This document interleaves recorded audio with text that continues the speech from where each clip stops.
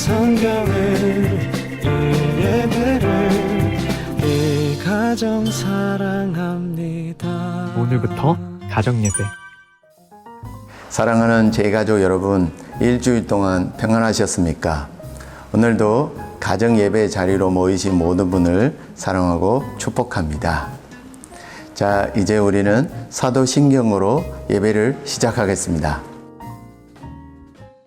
전능하사 천지를 만드신 하나님 아버지를 내가 믿사오며 그 외아들 우리 주 예수 그리스도를 믿사오니 이는 성령으로 잉태하사 동정녀 마리아에게 나시고 본디오 빌라도에게 고난을 받으사 십자가에 못 박혀 죽으시고 장사한 지 사흘 만에 죽은 자 가운데서 다시 살아나시며 하늘에 오르사 전능하신 하나님 우편에 앉아 계시다가 저리로서 산 자와 죽은 자를 심판하러 오시리라. 성령을 믿사오며 거룩한 공회와 성도가 서로 교통하는 것과 죄를 사하여 주시는 것과 몸이 다시 사는 것과 영원히 사는 것을 믿사옵나이다. 아멘.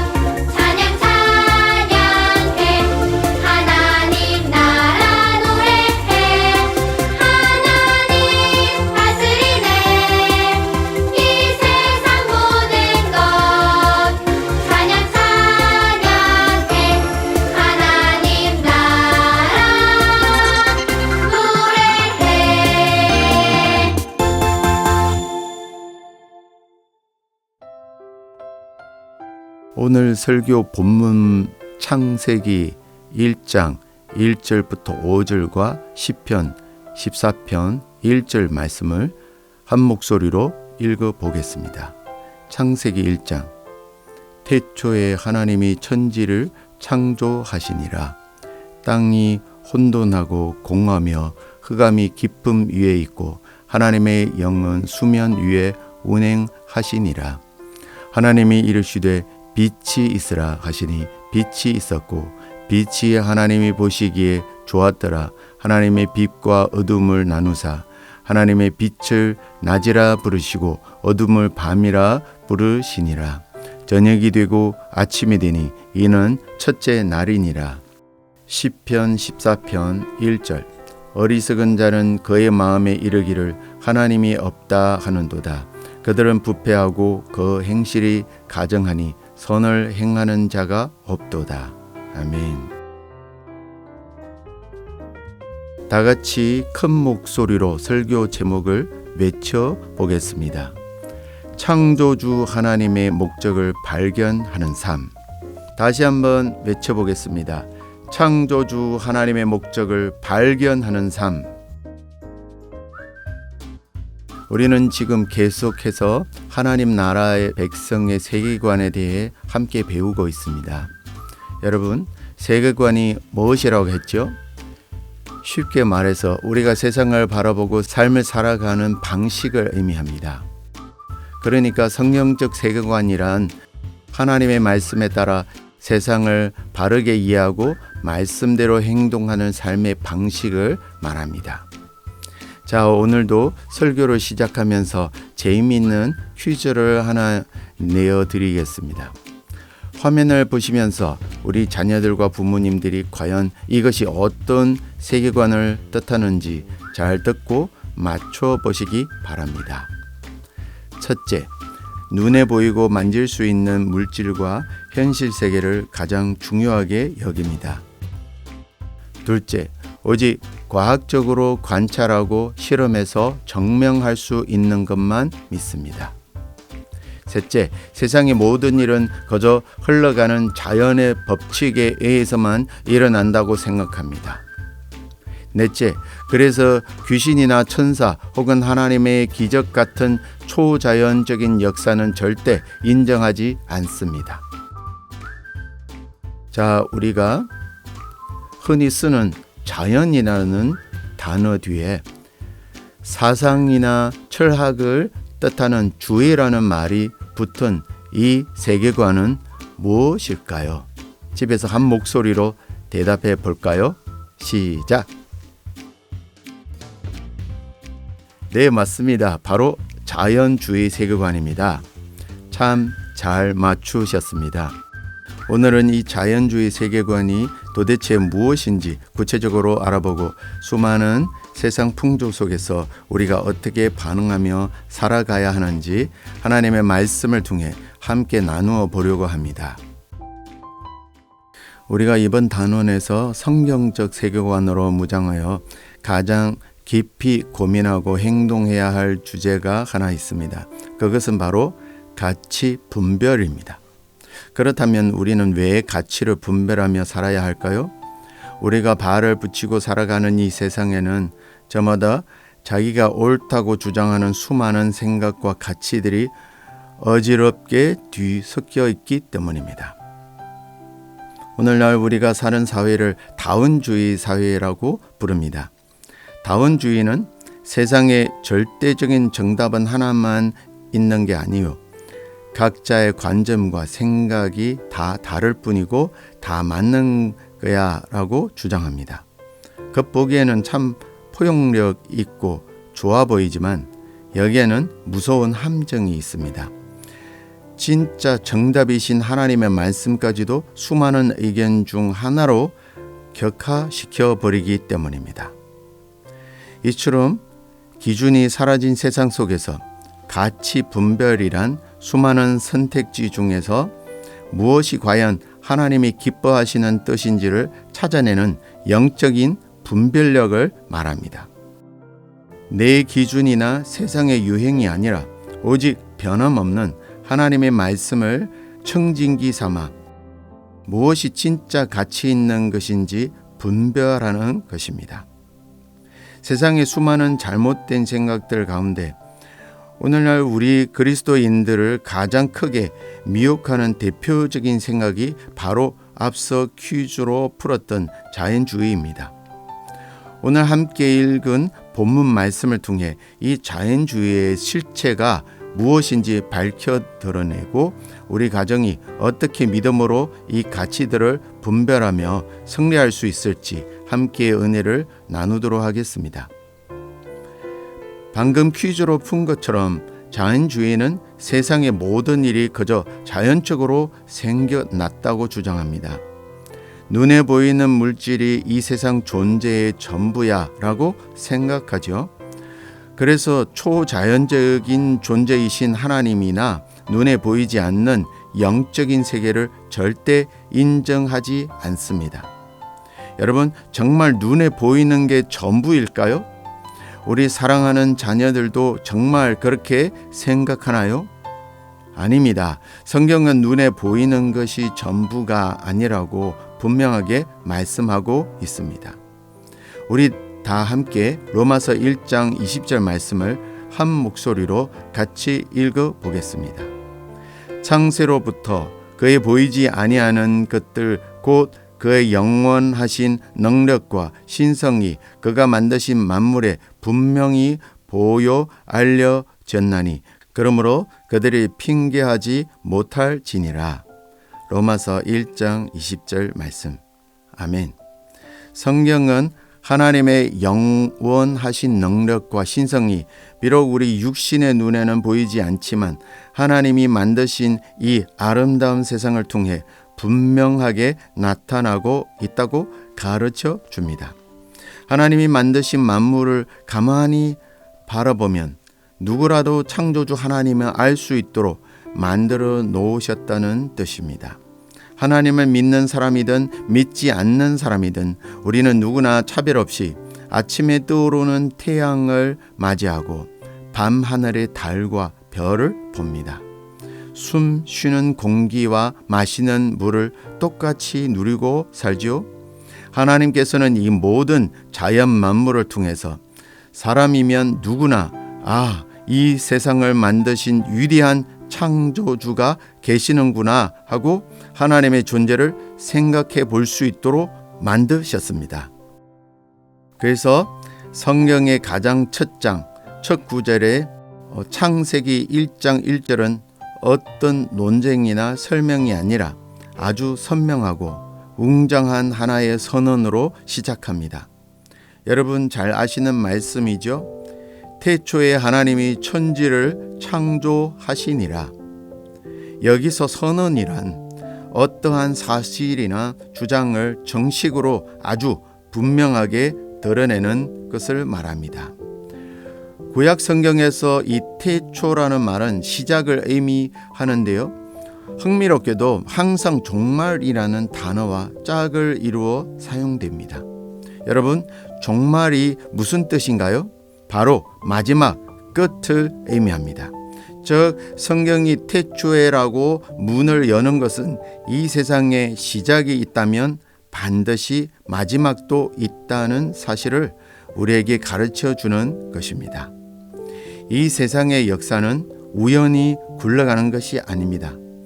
하나님으로부터 시작되었고 지금도 하나님의 완벽한 계획에 따라 목표를 향해 달려가고 있습니다.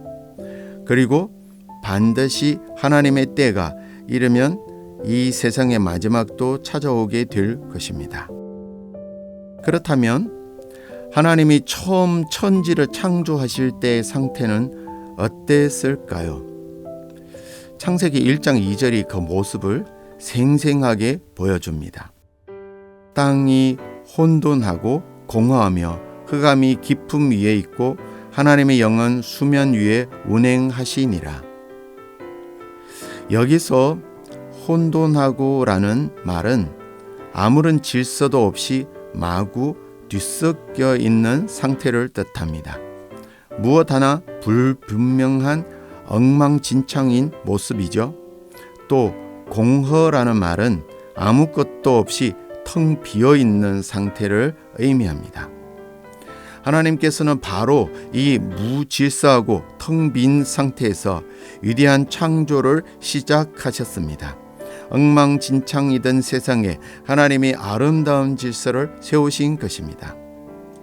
하나님이 만드신 날들을 가만히 살펴보면 놀라운 영적 규칙이 하나 숨겨 있습니다.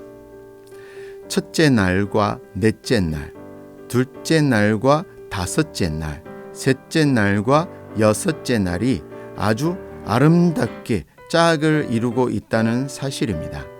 이것은 하나님의 창조가 아무렇게나 된 것이 아니라 분명한 목적과 계획을 가지고 질서 있게 이루어졌음을 보여줍니다. 화면을 보면서 한번 잘 따라와 보세요. 첫째 날 하나님이 빛이 있으라 하셔서 빛과 어둠을 나누시고 낮과 밤이라 부르셨습니다. 그리고 넷째 날에 그 첫째 날 만드신 자리에 해와 달과 별이라는 빛의 근원들을 채워 넣으셨습니다. 둘째 날 하나님의 물을 아래 위로 나누시고 그 공간을 하늘이라 부르셨습니다. 그리고 다섯째 날에 그 둘째 날 만드신 하늘과 바다에 마음껏 날아다닐 새와 물고기들을 가득 채워주셨습니다. 셋째 날 물을 한 곳으로 모으셔서 바다와 땅을 나누시고 숲과 나무가 자라게 하셨습니다. 그리고 여섯째 날에 그 셋째 날 만드신 넓은 땅 위에 온갖 동물들과 마침내 하나님의 형상을 쏙 빼닮은 사람을 창조하셨습니다. 어떻습니까? 여러분, 무질서했던 공간에 완벽한 질서가 세워지고 텅 비어있던 공간에 아름다운 생명체들이 가득 채워졌습니다. 이처럼 하나님의 창조는 철저하게 계획적이고 질서 있으며 빈틈없이 완전합니다. 이렇게 해서 하나님이 보시기에 참 좋았다 하신 위대한 창조가 완성되었습니다. 하지만 여러분, 참 안타깝게도 이 세상의 수많은 어리석은 사람들은 하나님이 없다고 생각합니다. 우리 다 함께 시편 14편 1절 말씀을 한 목소리로 읽어보겠습니다. 어리석은 자는 그의 마음에 이르기를 하나님이 없다 하는도다. 그들은 부패하고 그 행실이 가정하니 선을 행하는 자가 없도다. 성경은 하나님이 없다고 하는 사람을 향해 똑똑한 사람이 아니라 가장 어리석은 사람이라고 분명하게 말씀하십니다. 이 어리석은 사람들은 이 세상이 거저 자연적으로 우연히 생겨났고 오랜 시간 동안 강한 것들만 살아남아서 진화된 것이라고 여깁니다.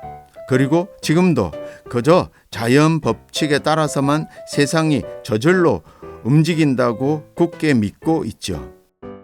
이렇게 눈에 보이는 세상만을 전부로 여기다 보니 영적인 가치보다는 눈에 보이는 물질과 돈에 더 많은 가치를 두고 살아갑니다. 이 세상에서 얼마나 더 많이 가지고 얼마나 더 풍부하게 살까 오로지 여기에만 온 관심을 둡니다. 그러다 보니 학교에서 열심히 공부하는 것도 직장에서 일하는 것도 가족들과 여행을 가고 살아가는 모든 일상들을 하나님과는 전혀 상관없는 일로 여겨버립니다. 오로지 나 자신을 위해서만 살고 하나님의 선한 길을 따라가지 않는 것이죠. 성경은 이런 모습을 향해 스스로 지혜 있다 하나 사실은 너무나 어리석은 것이며 그들이 마지막은 결국 비참한 멸망뿐이라고 엄히 경고하고 있습니다. 그러나 우리는 다릅니다.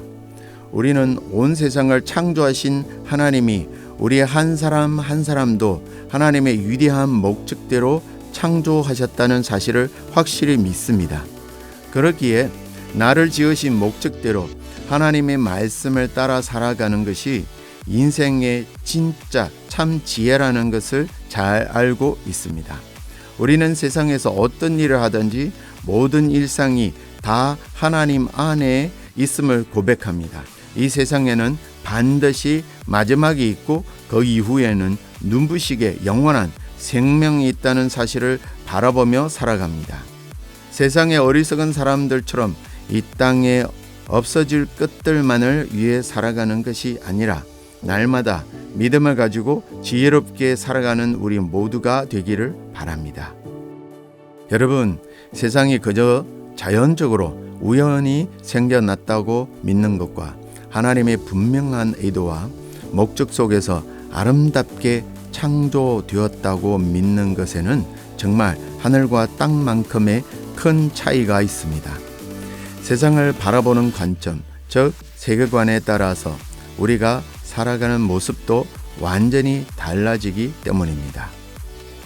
모든 것이 자연적으로 우연히 생겨났다고 믿는 사람은 눈에 보이는 것이 전부라고 생각하기 때문에 물질을 최우선으로 여기며 살아가게 됩니다. 하나님이 우리에게 주신 독생자 예수님의 구원과 영원한 생명의 가치를 전혀 인정하지 않는 것이지요. 영원한 것을 바라보지 않는 삶은 결국 비참한 마지막을 향해 나아갈 수밖에 없습니다. 그러나 하나님이 분명한 목적을 가지고 세상을 창조하셨다고 믿는 사람은 날마다 하나님의 선하신 뜻을 발견하기에 힘쓰며 살아갑니다. 왜냐하면 세상을 만드신 창조주분이 이 세상을 가장 잘 살아가는 방법도 가장 잘 알고 계심을 믿기 때문입니다. 비록 육신의 눈에는 보이지 않지만 하나님이 여전히 살아서 우리를 위해 일하고 계심을 믿기에 때로는 세상 가운데 불행함을 만나고 삶에 큰 어려움이 있어도 우리는 믿음으로 넉넉히 이겨낼 수 있습니다. 이처럼 하나님이 살아계셔서 일하고 계심을 바라보며 날마다 믿음으로 승리하는 우리가 되기를 간절히 소망합니다. 마지막으로 우리 온 가족이 화면을 보면서 오늘 배운 핵심 가치인 세계관 기억하기를 큰 목소리로 함께 외쳐볼까요? 엄마, 아빠, 우리 자녀들 다 함께 외치는 겁니다. 시작! 이 세상은 우연히 생긴 것이 아니라 하나님이 목적에 따라 창조하셨어요. 아멘. 이 세상이 우연히 생겼다면 우리를 유혹하는 세상의 거짓된 가치들을 날마다 말씀으로 조심하고 늘 이겨내는 여러분이 되기를 바랍니다. 지금은 나눔과 적용 시간입니다.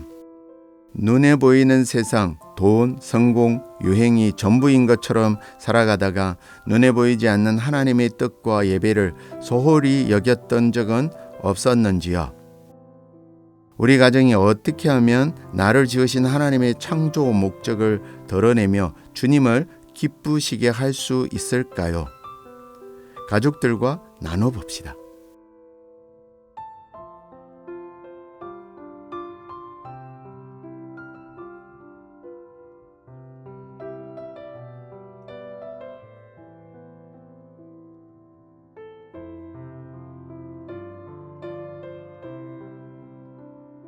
이제 두 손을 모으고 눈을 감고 마음을 다해 함께 기도하겠습니다.